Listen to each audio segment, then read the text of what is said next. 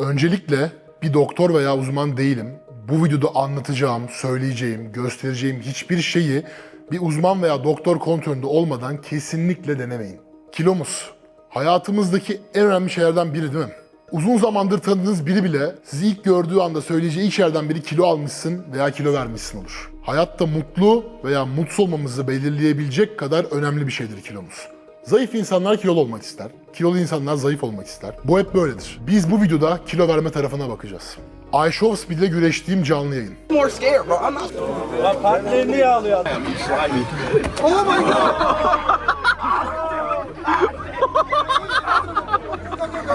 İlk domino taşını itip süreci başlatan şey aslında. Güç sporu yaptığım için yıllardır estetik olmak gibi bir amacım olmadığını zaten biliyorsunuz. Açıkçası yağlı olmak da bayağı işime yarıyordu. Gücümü artırırken kontrollü bir şekilde yağlanmak zaten bilinçli yaptığım bir şeydi. 170-180 kilolarda olmak, 200 kiloyla atılan bench setleri, 400 kilo deadliftler, estetik görünmek bunların beni mutlu ettiği kadar mutlu etmiyordu. Tekrar söylediğim gibi bu kadar kiloyu bilinçli bir şekilde alırken güvendiğim ilk şey ne kadar iyi diyet yapabildiğimi bilmemdi. Ürettiğimiz yemek içerikleri sebebiyle izleyicim, siz hiçbir zaman benim bu yanımı görmemiştiniz aslında. O yüzden sürekli şöyle sağlıksız, böyle az yaşayacaksın, bunlar hiç doğru değil yorumları zaten sürekli geliyordu. Estetik görünme amacım olmadığı için sosyal medyada da uzun zamandır üstümü çıkarmamıştım. Şimdi Speed'le olan canlı yayında bir anda üstümü çıkarttığımda beni o yağ oranında gören herkes daha fazla böyle yorum atmaya başladı. Yağ tulumu olmuş. Yemek videosu çekmekten formu bozulmuş. Bunlar çok sağlıksız. Doğru, aslında yazılan yorumlarda haklılık payı tabii ki vardı. Ama olayın yemek videosuyla uzaktan yakından alakası olmadığını söylemem lazım. Bu süreçte de yemek videosu çektik. Hiç ara vermedik. İzleyeceğiniz 3 aylık bir süreç ve yemek videolarını kesintisiz bir şekilde yapmaya devam ettik. Aslında buradaki sıkıntı ben kamera açık değilken de o şekilde pis beslenmemdi. Tamamen günlük hayatta da abur cubur yemem. Mesela dizi izlerken litrelerce dondurma yememdi. Çünkü canım istiyordu. Ne kadar doğru, ne kadar yanlış tartışılır. Ben kendimi mutsuz hissetmiyordum. Gayet de rahat bir şekilde günlük hayatıma devam ediyordum. En azından öyle zannediyordum. Kilo verip forma girdikten sonra anladım o şekilde yaşamanın ne kadar zor, ağır bir şey olduğunu. Neyse o zamanki psikolojimden bahsediyorduk. Mutsuz değildim. O güreş videosunda gelen yorumlar beni demoralize etmek yerine bana yeni bir içerik fikri verdi. Yeni bir challenge, yeni bir hedef. Çünkü dediğim gibi benim ne kadar iyi diyet yapabildiğimi bilmiyordunuz. Sizden gelecek şaşırma tepkileri, yorumlar beni bayağı heyecanlandırdı. Aslında zaten bu değişim videosu fikri yıllardır aklımda olan bir şeydi. Doğru zamanı bekliyordum. Gelen o kadar yorumdan sonra da artık tam zamanıydı. Kolay olmayacaktı. Çünkü çok kısa bir sürede çok fazla şey istiyordum. Büyük hedeflerim vardı. Hemen süreci planlamak için en güvendiğim isimlerden birini aradım. Doktor Güray Aydın. Tam Güray abiden bahsederken Güray abi salona girdi. Abi öncelikle çok sağ ol bana bu süreçte yardım ettiğin için. 3 sene önce aynı muhabbet konuşmuştuk. 3 sene önce konuşulmuştu. Bugüne nasipmiş. Bilmeyenler için Güray abi hem doktor hem de bodybuilder. Benim gözümde işini abi en iyi yapan insansın bu arada. O yüzden sana geldim zaten. Ben Excel'i görünce bayağı şaşırdım. Böyle bir Excel geldi. Hareket detaylı, setler detaylı uyanma saati, antrenman saati her şey saatli yazmışsın. Evet, özellikle şimdi senin durumunda süre kısaldıkça en ufak faydayı bile alabileceğimiz şeyi yapmamız gerekiyor. Normal sedanter birisi kilo vermek istese, sağlıklı beslense bile 2 sene içerisinde kilo verip fitleşebilir. Ama süre 1 seneye, 6 aya, 3 aya, 2 aya düştükçe her türlü detaya dikkat etmek gerekiyor. Bu kadar kısa sürede forma zor. girmek zor bir şey yani. 3000 kalori nasıl senin için? 3000 En kalori. son ne zaman 3000 kalori yemiştin? Buraya gelmeden. Normal mesela 180 kilo, normal 180 kiloda nasıl oluyor? Normal 180 kilo bir insan diyet yapmak istese mesela bunu 6 aya yaymak daha mantıklı. O zaman çok düşük bir kaloriyle başlamaya gerek yok. 180 kilo bir insan dediğinde bir obez canlanırken insanların gözünde aslında benim altta zaten yıllardır inşa ettiğim kas kütlem var. Şimdi bunu göstereceğiz insanlara. İnanılmaz yüksek bir bazal metabolizman olduğu için rahat edeceksin biraz aslında. Yani daha fazla acıkacaksın ama yine de yediğin şeyler çok düşük olmayacak. Peki abi sen ne düşünüyorsun çıkacak sonuç hakkında? Her türlü iyi bir sonuç olacağına eminim. Oh başlayalım. Gitar çalıp makara yaptığımız güzel bir akşamda bütün süreci planladık. Yapacağım antrenmandan, uygulayacağım diyete, kullanacağım takviyelere her şeyin listesini oluşturduk. Direkt başladım. 2 gün sonra değil, hafta başında değil, direkt ertesi gün başladım.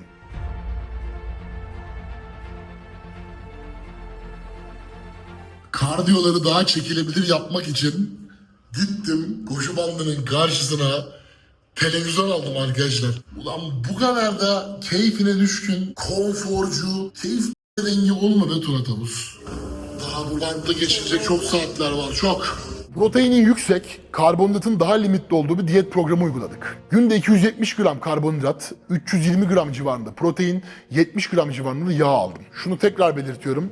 Bunları alın. Bunlar tavsiye şeklinde değil. Ben şu anda kendi yaptıklarımı anlatıyorum arkadaşlar. Antrenman programı itiş çekiş bacak, itiş çekiş şeklinde haftada 5 gün daha hipertrofi yöntemleriyle ağırlık kaldırdığınız bir antrenman programı oldu. Yani daha yüksek sayıda ve daha kontrol tekrarlar yaparak tamamen kas odaklı setler. Sinir sistemini çok zorlayıp yormamak adına ağır ağırlıklardan olabildiğince kaçındık. Bu demek değil sert antrenman yapmadık. Hayır, antrenmanlar gayet sertti. Ama powerlifting ile kıyaslarsan sinir sistemimin, genel vücudumun değil, o gün çalıştığım kasın yorgunluğunu daha çok hissediyordum. Biri sabah aç karnı 45 dakika, diğeri antrenmandan sonra 30 dakika olmak üzere günde 2 tane kardiyo yaptık. Ben bu kardiyoları zaman zaman uzattım kafama göre. Güray abi orada biraz kızdı, kafana göre opsiyon kullanmana gerek yok tarzında. Ama gerçekten süreçten çok keyif aldığım için yapmıştım bunu. Kardiyolarda tempoyu çok zorlamadık. Hız 4-5 civarında, eğim de 3-5 civarındaydı. Kısa sürede yüksek nabızlardansa biraz daha uzun sürede devamlık odaklı kardiyolar tercih ettik. Sabah kardiyosundan selamlar. Dünkü futbol vakasından sonra ilk işim Güray abiye yazmak oldu. Arkadaşlar, tavuğun kokusunu almamla beraber midem kalktı ve ilk ısırıkta böyle hepsini çıkarttım. Sebep tavuk mu acaba anlamadım, yoksa çok mu yoruluyorum, hani kardiyolar çok abartı, ağırlığı her gün gidiyorum. Normalde günde bir kilo tavuğum vardı. 500-600 gram civarında kırmızı ete çevirdik onu. Biraz masraflı olacak çünkü özel diyet aldım. O etin kilosu 1500 lira. Tavuk kadar yağsız. Yani bu sürece bir yatırım bakacağım. Daha çok uzun haftalar bu bantta göreceksiniz beni.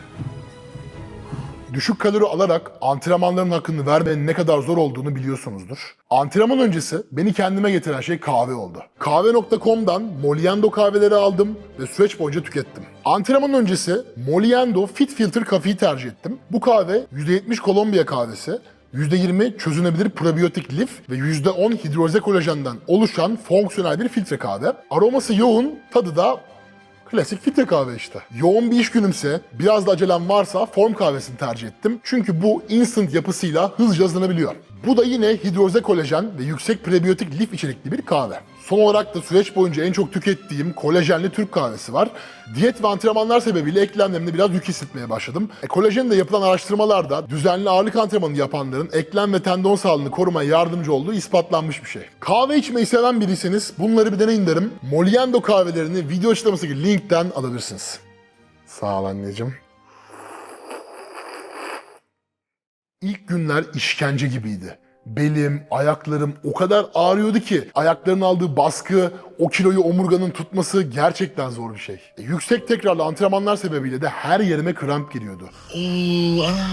Oralar. Of. Acayip bir kramp girdi. Sağ ol anneciğim. Bana.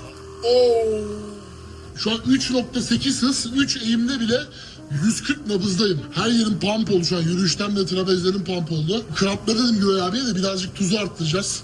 Magnezyumu arttıracağız. Normalin üstünde bir terliyorum çünkü yani. Mecbur. Son 20 dakika. Vücudu hiç alışık olmadığı bir sisteme zorluyordum. Üzerimdeki yorgunluk sebebiyle öğünleri bile sindirmekte çok zorlanıyordum. İstifra ediyordum.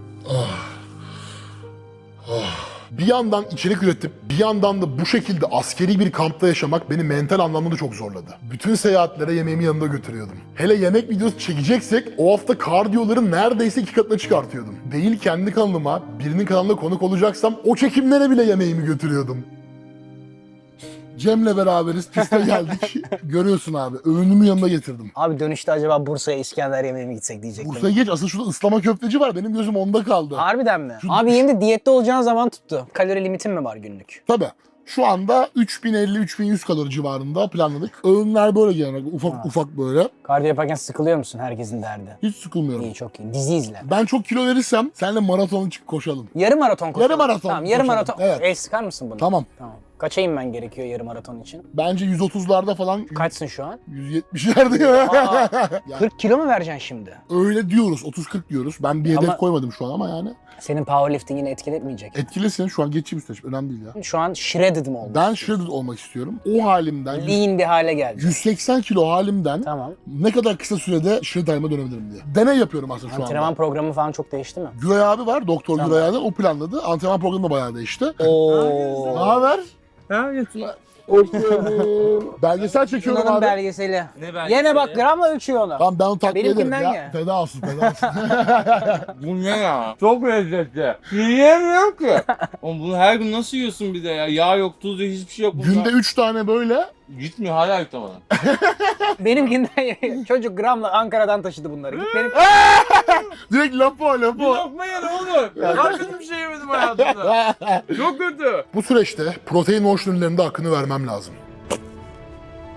Elektrolit, izole whey, hydroprime, omega 3, leteanin, brokoli tozu, BCA, kreatin bana çok faydası olan supplementler oldu. Siz de supplement alışverişi yapacaksanız arkadaşlar Protein Ocean'dan Tuna koduyla indirimli bir şekilde gönül rahatlığıyla alışveriş yapabilirsiniz. Süreçle ilgili bir şey asla paylaşmadım. Heyecanı kaçırmak istemiyordum çünkü. Videolardan, fotoğraflardan zamanla kilo verdiğimi anladınız. Ama aslında arka planda tam olarak neler döndüğünü hiç çaktırmamaya çalıştım. Bir yandan seyahat edip, bir yandan yemek videosu çekip, bir yandan da bu şekilde kampta yaşamak gerçekten zordu. Ama istikrarlı biriyimdir. İnsanların büyük çoğunluğu bu tarz değişim hedefleri koyup yarıda bırakıyor. Benim için seçenek bile değildi. Resmi olarak bir ayı tamamladık. 5. haftadayız. Zaten bayağı bir inceldiğimi de görüyorsunuz. Ben de bayağı hissediyorum. Yok olacağım. Kamerada gözükmüyorumdur büyük ihtimalle. Bakalım. Daha ben ne karbu çok fazla kıstım, ne işte su atma şeyleri yaptık. Hani ne sauna yaptım, ne böyle kardiyoları arttırdık. Yani 20 kilo yakın gitti, gitmiş tam bir ayda. Ve bunun büyük bir miktarı da yağ. Hani ben normalde bu süreci 6 hafta gibi planlamıştım. Şu an 4 hafta bitti. 2 haftam daha var gibi ama ben bunu biraz uzatmayı planlıyorum. Çünkü her şey çok iyi gidiyor. Hazır tam böyle de bir ivme yakalamışken devam ettirmenin verimli olacağını düşünüyorum. Hani bir 4 hafta falan sonra büyük ihtimalle bir 150 civarında olacağımı düşünüyorum. Kilo verdikçe daha dinç, daha rahat hissetmeye başladım. Horlamalarım azaldı. Videolarda bile daha enerjik olmaya başladım. Hepinize günaydın arkadaşlar. Merhaba arkadaşlar. Sürekli uyku halinde olma durumum geçti. Evde merdiven çıkarken nefes nefese kalmıyordum. Aslında başta 30 kilo verme hedefiyle çıktığımız bu yolda süreçten çok keyif aldığım için uzatma kararı aldım. Zordu ama keyifliydi. Sağlık, mutluluk, içerik bunların hiçbiri için yapmadım bunu. Keyif aldığım için yaptım. Sadece gelen yorumlar için yapsaydım yine başka yorumlar gelecekti. Çünkü insanlar her zaman diyecek bir şey bulurlar. Siz ne yaparsanız yapın, insanları mutlu edemezsiniz. Biraz dikkatli bakın, sizi sevdiğini düşündüğünüz insanlar bile her zaman zayıf noktanızı arıyorlar. Bu yüzden bu süreci hiç paylaşmadım. Çünkü insanlar bilmediği bir şeyi yok edemezler, şevkini kıramazlar. Hepimiz illa yaşamışızdır. Malını mülkünü paylaş, işlerin kötü gider. Kız arkadaşınla bir hikaye paylaş, o gün kavga edersin. Birine bir şey yapacağını söyle, o şey iptal olur. Genelde böyle olur yani. O yüzden böyle şeyleri gizli tutmak en iyisi. İlk aydan sonra ölçüm falan almadık. Çünkü sürece kendimi tamamen kaptırmıştım. Zaten farklı bir şey de yapmadım. Aslında size başta ne anlattıysam sürecin devamında da onu devam ettirdim. Ve işte buradayız. Son tartıya çıkıyoruz. Artık zamanı geldi bak. Ne diyor? No rest days. Şurada bir yerde bir yırtığı bile var. Hep emek bunlar. Özellikle bunu giydim arkadaşlar. O kadar çok terledik, o kadar çok diyet yaptık, aç kaldık.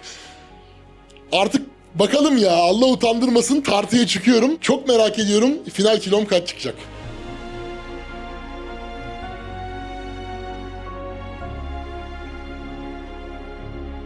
...138... 42 kilo. Umarım bu video kendine hedef koyup bunun için çalışan tüm dostlarıma motivasyon kaynağı olur. Şimdi final halini görelim bakalım.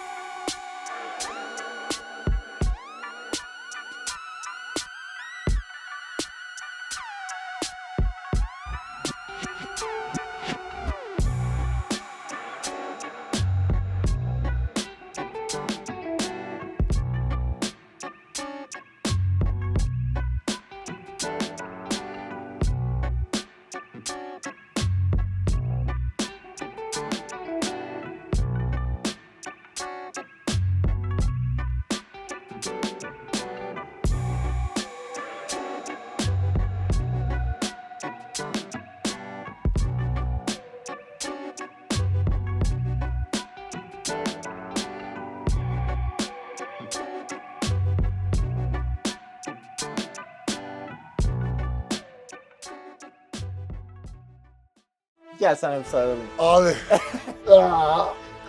Hala ağrım ama. O kadar değil. Hala ağrım ama O kadar vermemiş. ama sertim. Ne diyorsun? Ben gerçekten seni tebrik ediyorum. Yani şu an burada bulunmamızın da sebebi gönülden tebrik ediyorum. Ve en başta bu kadar iradeli bir şekilde ilerleyebileceğini ben de beklemiyordum. Uyacağını biliyordum ama mükemmeldin ya. Şey oluyor ya, biri bir şeye çok heyecanlı başlıyorsa Evet. yarıda bırakıyor. Hem öyle hem de gerçekten tüm hayat düzenini değiştirmek kolay değil. Seninle konuşmuştuk ya, diyordum çok fazla abur cubur yiyorum, ıvır zıvır yemekler yiyorum. Sadece yemek videosuyla almadım bu kiloyu demiştin. Evet. Abur cuburu vesaire bırakmak çok zor bir yer için. Genel olarak mesela bir yerlere giderken yürümeye falan başladım. Yürüyebilecek mesafedeyse yani. Olabildiğince aktif olmaya çalıştım. Aslında kardiyo yaptık, diyet yaptık evet. Ama normal hayatımda da biraz aktif olunca daha iyi oldu abi süreç ya. Ya inanılmaz bir şekilde kilo verdin. Burada tabii şunun da avantajı çok yüksekti. Kas kütlen de yüksek olduğu için çok hızlı bir şekilde yağ yaktın aslında. Bu da senin için büyük Ama bir senin de avantaj. emeğin büyük abi. Çok güzel yönlendirdin. Teşekkür ederim. Elinden yani ne biliyorsan anlattın ve motive ettin beni. Çok teşekkür ediyorum sana da ayrıca. Vallahi ben emeklerimin karşılığını gördüğüm için ben de çok mutluyum. Sağ ol abi. Hiç sızlanmadığının da altını buradan çizmek istiyorum. Mesela bir şey soruyordu, şunu ye. Hayır. Tamam abi. Şunu yapabilirim. Hayır. Tamam Tamam. abi. Ya, mükemmel yani. Bu iradeyle ilerleyenler zaten başarılı oluyor. Ya sonuçta sen bana bir şey diyorsan, bildiğin için diyorsun. Sen diyorsan tamam o şekilde yaptım abi. Sana bir yol haritası çizdim ama sonuçta bunları sen yaptın. Umarım da herkes için güzel bir örnek olmuştur. Yani bu sürecin başında da sonunda böyle bir sahne hayal ederek başladım abi. Çünkü bırakmayacağımı biliyordum. Bunu yapmayacak olsam ne senin zamanını harcarım ne kendi zamanımı harcarım. Ama böyle harbiden de görünce sonucu mutlu oldum ya. Ama yüzün bile o kadar değişti ki yüzünü incelemekten odaklanamıyorum konuya. Gençleştim. Evet. Cildim falan abi düzeldi. Aşırı sivilceliydim şeyde. İlk formu çekerken. Geçti çoğu yani artık o. Bundan sonra nasıl olacak? Ben bu şekilde devam ediyorum. 5 kilo 10 kilo alma verme payı olur tabii. Ama ben bu hayatı sevdim. Aktif olmayı sevdim. Şu an arkadaşlar belgesel bitti. Belgeselin bitişinin üzerinden 2 hafta geçti. Yani sürecin bitişi üzerinden 2 hafta geçti. Ben hala devam ediyorum sürece. Belki ileride bir güncelleme alırız. Süper. Daha da define olup falan. Ben sana o zaman bir soru sorayım. Powerlifting idmanı mı, vücut geliştirme idmanı mı? Powerlifting idmanı yüksek oranda egomu tatmin eden bir şey ve anlık haz veren bir şey. Çünkü o deadlift'i kaldırdığında çok mutlu oluyorsun. O anda ya da işte sonraki 2 gün boyunca aşırı mutlusun ama sonra bir stres başlıyor. Daha ağırını kaldırman gerekiyor. Ama vücut gelişimi idmanında o anda çok keyif alıyorsun. İdman sonrası da keyif alıyorsun. Yani sabah uyanıyorsun, daha ince bir deri, daha iyi bir form. Aynı kendin mutlu oluyorsun. Kıyafetler üzerinde güzel oluyor. O da ayrı bir keyif ama bilmiyorum, hobi olarak spor yapan biri bence vücut gelişme, fitness antrenmanı yaparsa daha mutlu olabilir. Bir yarışma hedefi vs yoksa ayrı ayrı keyifli ya. Ayrı. O zaman bir yemek O yiyelim. zaman bir yemek yiyelim artık. Çok güzel bir fit kafe biliyorum abi. Oraya gidelim. Bol.